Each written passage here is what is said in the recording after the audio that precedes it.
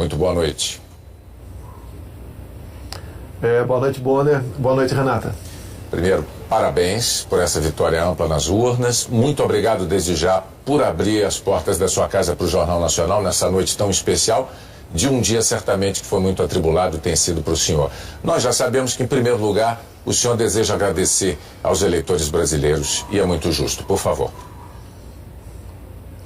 Eu quero agradecer a todos que votaram em mim, pelo apoio, pela confiança, agradecer pelas orações também.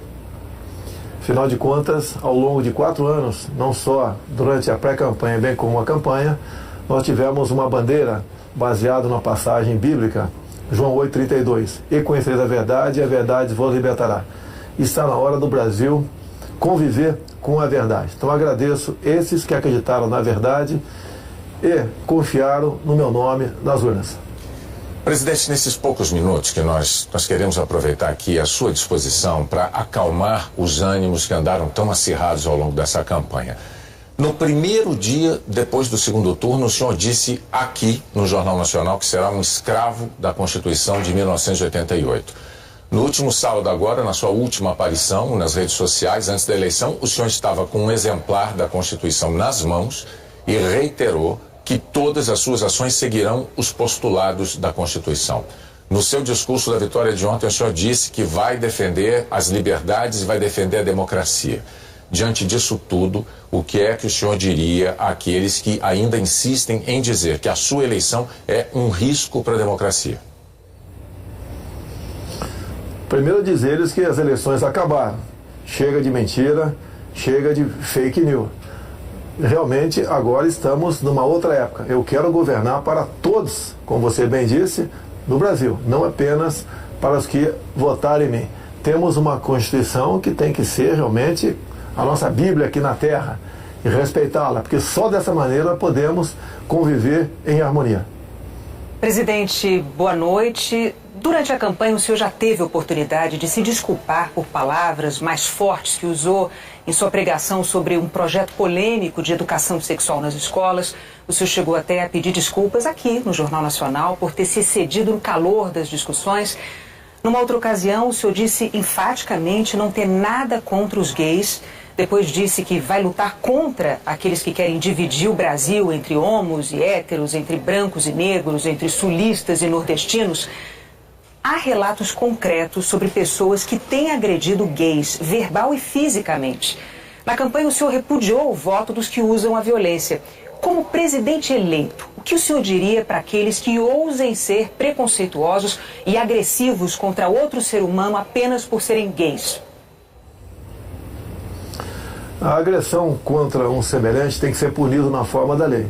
E se for por um motivo como esse, tem que ter a sua pena agravada. Agora, deixo bem claro, ganhei o rótulo por muito tempo de homofóbico.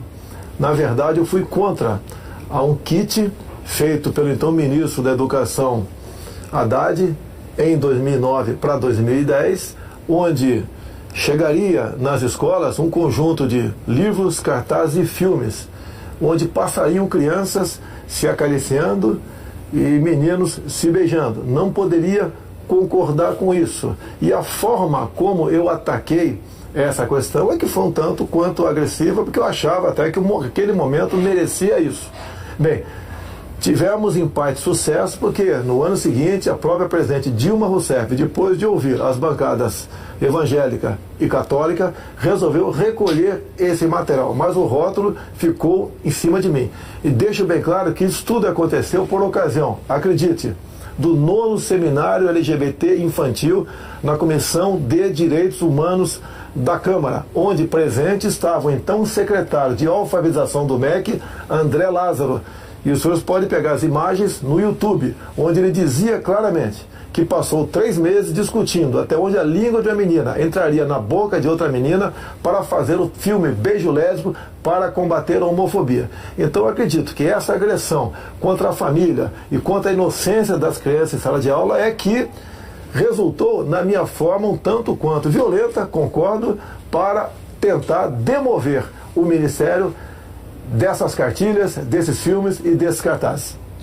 Presidente, O senhor sempre se declara enfaticamente, aliás, um defensor da liberdade de imprensa. Mas em alguns momentos da campanha o senhor chegou a desejar que um jornal deixasse de existir. É indiscutível que a imprensa não é imune a erros e nem a críticas. E isso vale para qualquer órgão da imprensa profissional.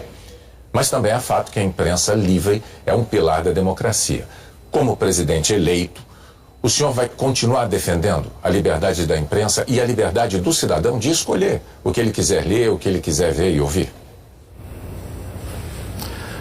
Totalmente favorável à liberdade de imprensa. Temos a questão da propaganda oficial do governo, que é uma outra coisa. Mas aproveito o momento para que nós realmente venhamos fazer justiça aqui no Brasil. Tem uma senhora de nome Valderice, minha funcionária, que trabalhava na Vila História de Mambucaba e tinha uma lojinha de açaí. O jornal Folha de São Paulo foi lá nesse dia 10 de janeiro e fez uma matéria e a rotulou de forma injusta como fantasma. É uma senhora, mulher e negra e pobre. Só que nesse dia 10 de janeiro, segundo o boletim administrativo da Câmara, de 19 de dezembro, ela estava de férias. Então, ações como essa, por parte de uma imprensa, que mesmo te mostrando a injustiça que cometeu com uma senhora ao não voltar atrás, logicamente que eu não posso considerar essa imprensa digna. Não quero que ela acabe, mas, no que depender de mim, na propaganda oficial do governo, imprensa que se comportar dessa maneira, mentindo descaradamente, não terá apoio do governo federal.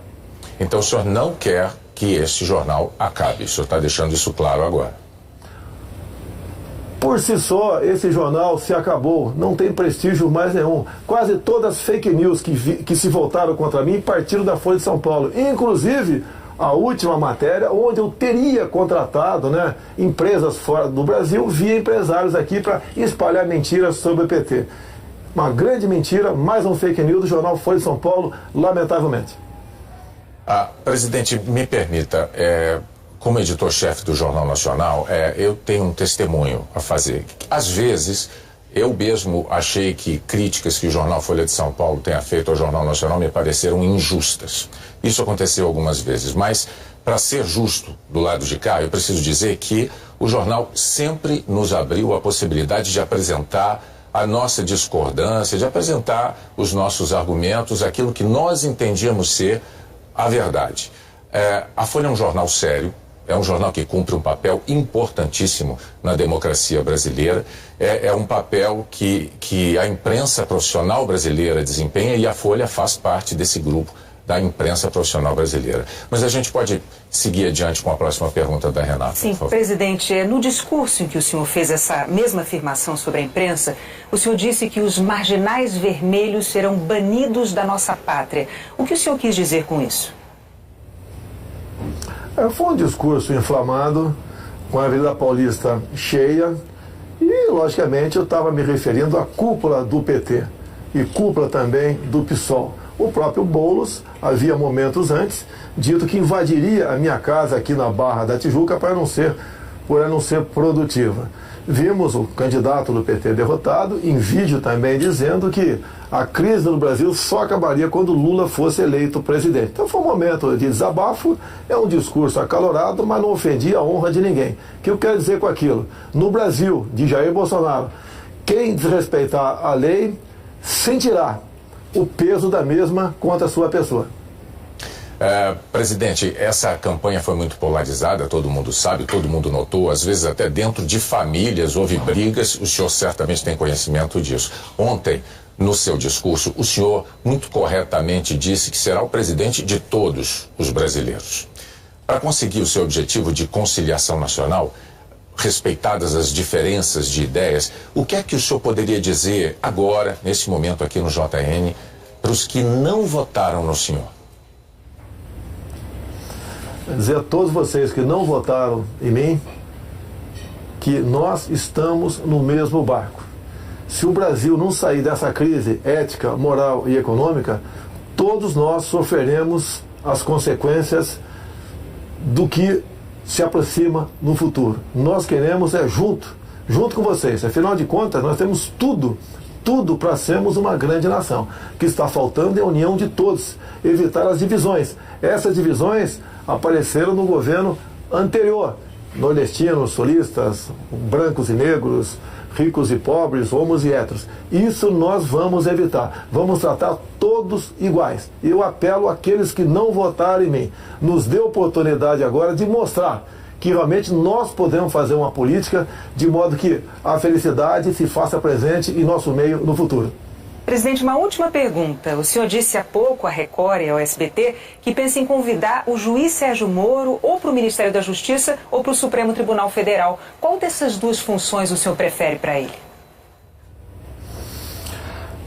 Olha, o juiz Sérgio Moro é um símbolo aqui no Brasil. Eu costumo dizer que é um homem que perdeu a sua liberdade no combate à corrupção. Ele não pode mais ir na padaria sozinho ou ir passear com a tua família no shopping sem ter um enorme aparato de segurança ao teu lado. É um homem que tem que ter o seu trabalho reconhecido. Para mim, pretendo conversar com ele brevemente, já foi feita essa sinalização positiva, pretendo convidá-lo para o Ministério da Justiça ou, seria no futuro, abrindo uma vaga no Supremo Tribunal Federal, na qual melhor ele achasse que ele poderia trabalhar para o Brasil. É um homem que tem um passado exemplar do combate à corrupção. Em qualquer uma dessas duas casas, ele levaria avante essa sua proposta. E a corrupção tem que ser banida aqui no Brasil. Ninguém suporta mais conviver com essa prática tão nefasta. Presidente Jair Messias Bolsonaro, mais uma vez, nossos parabéns pelo seu desempenho nas urnas, pelos votos que o levaram ao Palácio do Planalto. Muito obrigado por dedicar esse tempo aos eleitores brasileiros, usando o Jornal Nacional para isso. E nós agradecemos, não apenas em nome do JN, mas em nome de todos os eleitores. E em nome de todos os eleitores, pode acreditar, desejamos ao senhor um excelente governo. O Brasil precisa disso. Parabéns mais uma vez, boa noite. Bom dia, Renata. Boa noite e muito obrigado pela oportunidade. Boa noite.